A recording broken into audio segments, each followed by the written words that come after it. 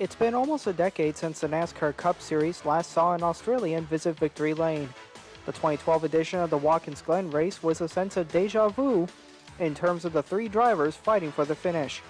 Two-time V8 Supercar champion Marcus Ambrose, two-time NASCAR Cup champion Kyle Busch, and 2012 Cup Series champion Brad Keselowski.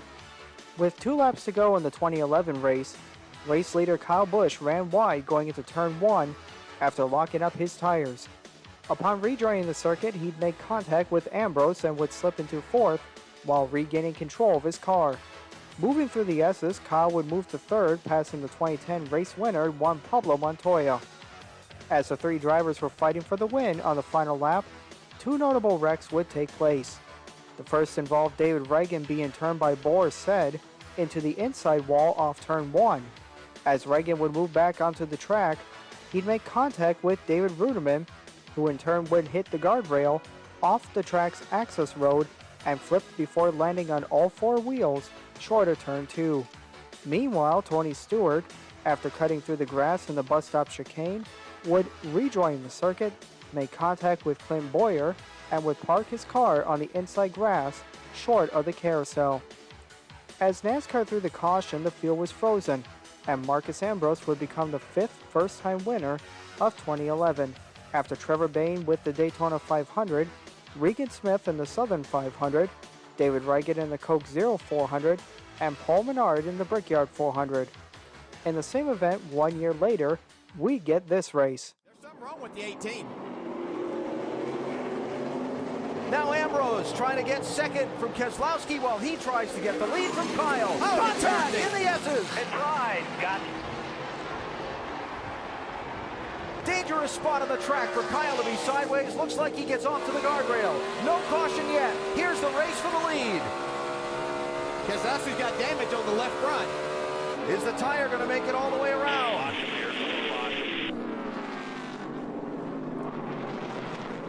And will the 9 help him? Oh, everybody's in the grass.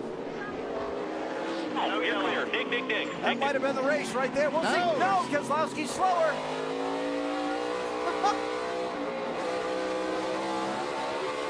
Keselowski's got a problem. Trying to stay with Ambrose. 2 final corners. Do they use the bumpers? A nudge, a push. Can Ambrose save it? To the checkered flag. Who gets here first? Clear. Ambrose, 9. Keselowski, 2. Final corner. Marcus Ambrose is going to win at Watkins Glen in a remarkable last lap turn of events. The race would be the final Cup win for Marcus Ambrose, the penultimate win for Richard Petty Motorsports, who would pick up one more win at the 2014 Coke Zero 400 with Eric Almirola, and the last win for number 9 in the Cup Series until 2020 champion and most popular driver Chase Elliott won his first race at the same venue 6 years later. Today's video is going to be something different. Today's video is centered around Australian lasts in NASCAR. Today we're going to be looking back at the last NASCAR race in Australia to feature veterans from our side of the Pacific. This is the story of the 1994 USA vs. Australia NASCAR 200 from the Calder Park Thunderdome.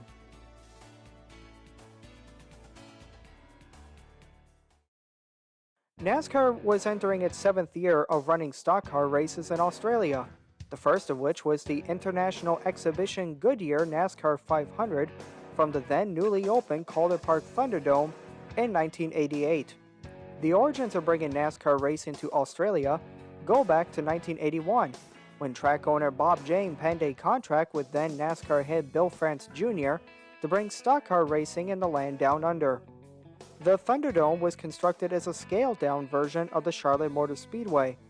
While the Thunderdome would share Charlotte's banking of 24 degrees, the track would measure approximately 1.1 miles versus the 1.5 miles at Charlotte. NASCAR's races in Australia, including the exhibitions, weren't actually run by the sanctioning body itself, but instead by Bob Jane's Australian Stock Car Auto Racing, or AUSCAR, on behalf of NASCAR in the United States. Somewhat of an analogy to this would be the Indianapolis 500 from 1985 to 1995. In this time period, it was the only IndyCar race to appear on the seasonal calendar to not be organized by sanctioning body CART. Instead, the race was sanctioned by USAC as part of its one race on the Gold Crown Championship. Despite this, the 500 was still part of the CART calendar as a points race that counted towards a season's championship. Technically speaking, Jacques Villeneuve, for example, could be considered a two-time IndyCar champion as he won the 1995 Indianapolis 500 as part of USAC and the PPG IndyCar World Series sanctioned by CART in the same season. Villeneuve, despite not finishing in the top 8 in the last race, clinched the championship at Laguna Seca after title contender Al Unser Jr. failed to finish in the top 3. Little Al was 6th, while Villeneuve was 11th. Notables to have competed in the first NASCAR International Exhibition in Australia included race winner Neil Bonnett, as well as other Cup regulars including Michael Waltrip and Bobby Allison, Australian touring car veterans including Dick Johnson, Jim Richards, and Alan Grice, and then NASCAR West Series competitors Glen Stewart, Sumner McKnight, and Chad Little. Prior to 1994, a further 2 international exhibitions would be held. Later that season in 1988, the Christmas 500 would be run at Calder Park, being won by Morgan Shepherd, with the 1990 NASCAR 400 being won by two-time Cup Series champion Terry Labonte.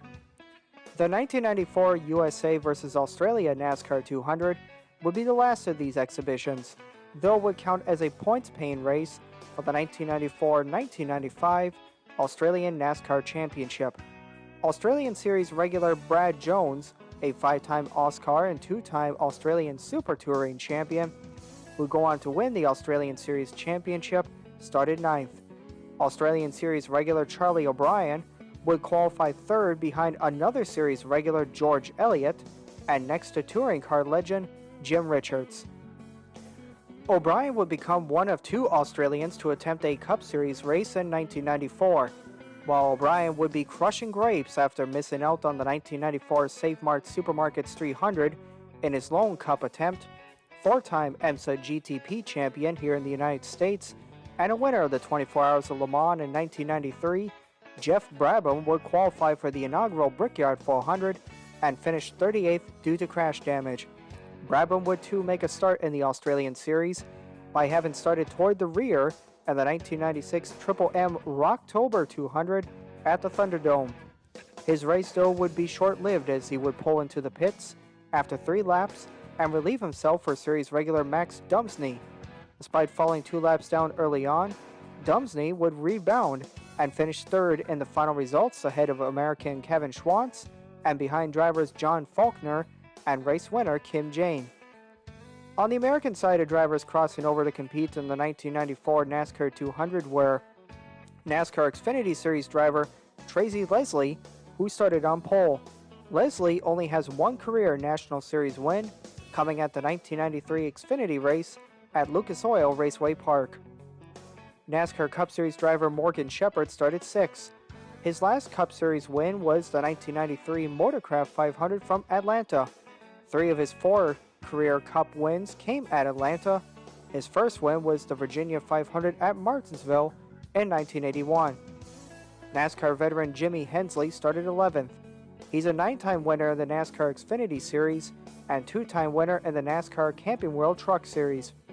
His Truck Series victory at Martinsville in 1999 was part of a Petty Enterprises weekend sweep, with John Andretti winning the Goodyear Body Paint 500 Cup race the next day, both final career victories. Further in the grid was driver Brad Knopfsinger. His last NASCAR start was in the 1998 Xfinity Series Autolite Platinum 250 from Richmond, where he finished 40th due to crash damage. With 200 miles ahead of the competitors, Tracy Leslie led them down to the green flag. Max Dumsney unfortunately had a problem at the start and dramatically began to fall back, while also having held up the outside lane behind him. As Tracy Leslie and George Elliott traded positions up front early, Morgan Shepherd began to close in. Up into 3rd position behind these 2 drivers, and he's closing fast. He's a sneaky creature, and Alan Grice will tell you that. He's raced with him in America, isn't he, Alan? Yes, he is. He'll hang in there all night.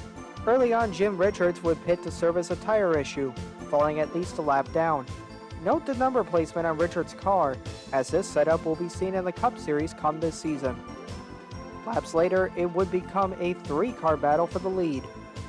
Now, Jimmy Hensley has fallen all the way back to the 8th spot, with Ian Thomas riding 9th, and then Cook back there in the 10th spot. There comes Elliott again to the outside. He's going to take Shepard with him in the draft. That's the way they work the draft together.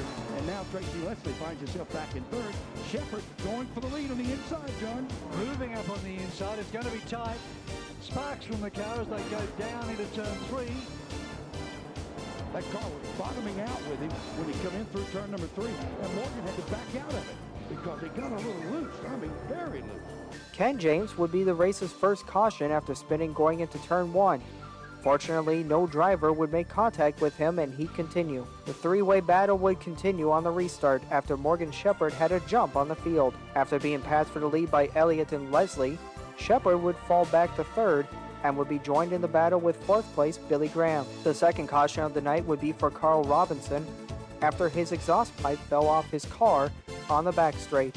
He would retire. Billy Graham, after having ran up front early, would too drop out sometime later. Morgan Shepherd's contact with the outside wall later in the race would mean he'd drop out as an active contender in the race. With less than 10 laps to go, Tracy Leslie would attempt a pass on Brad Jones. The pass for the lead would be unsuccessful as Leslie would lose control of his car in turn 1 and crash out of the race. Jimmy Hensley, Charlie O'Brien, and Ian Thomas would too wind up in the accident, although Hensley and O'Brien would continue. Racing to the white flag, a multi-car incident would take place after having been started by Ian Thomas when he cut a tire going into turn 2. Australian Series officials decided on adding 3 green flag laps to finish the race. With 1 lap to go, American Jimmy Hensley would give the Australian Series veteran Max Dumsney a run to the finish, but it wouldn't be enough, as the Australian would hold off the Americans and win at the Thunderdome. It would be the only win for an Australian in the USA versus Australia International Challenge races. The final top 5 would be Max Dumsney, followed by Jimmy Hensley, Brad Jones, Charlie O'Brien, and Kim Jane. Unfortunately for the Australian Series, by the end of the 90s, popularity would continue to wane, and by the end of the 2000 season, NASCAR would remove its branding from the Australian Tour. Going into 2001, one more full season would be conducted under the branding of V8 stock cars, before folding entirely during the middle of the 2002 campaign. As far as Australians in NASCAR, there's currently driver James Davison, whose best finish in the Cup Series was a 22nd in the Blue Emu Maximum Pain Relief 500 from Martinsville last season. It's unknown what races Davison will compete in this year due to Rick Ware Racing scaling back to a 2-car operation. Cody Ware will be in the 51 full-time, while David Reagan and Ryan Preece have been confirmed as the 2 drivers that will share the 15 next year. Reagan will drive in the Daytona 500 among several other races, while Preece will pilot the ride at Dover and the Coca-Cola 600 from Charlotte. It is unknown yet which other drivers, if any, will pilot the 15 this year as of this video. Thanks for watching.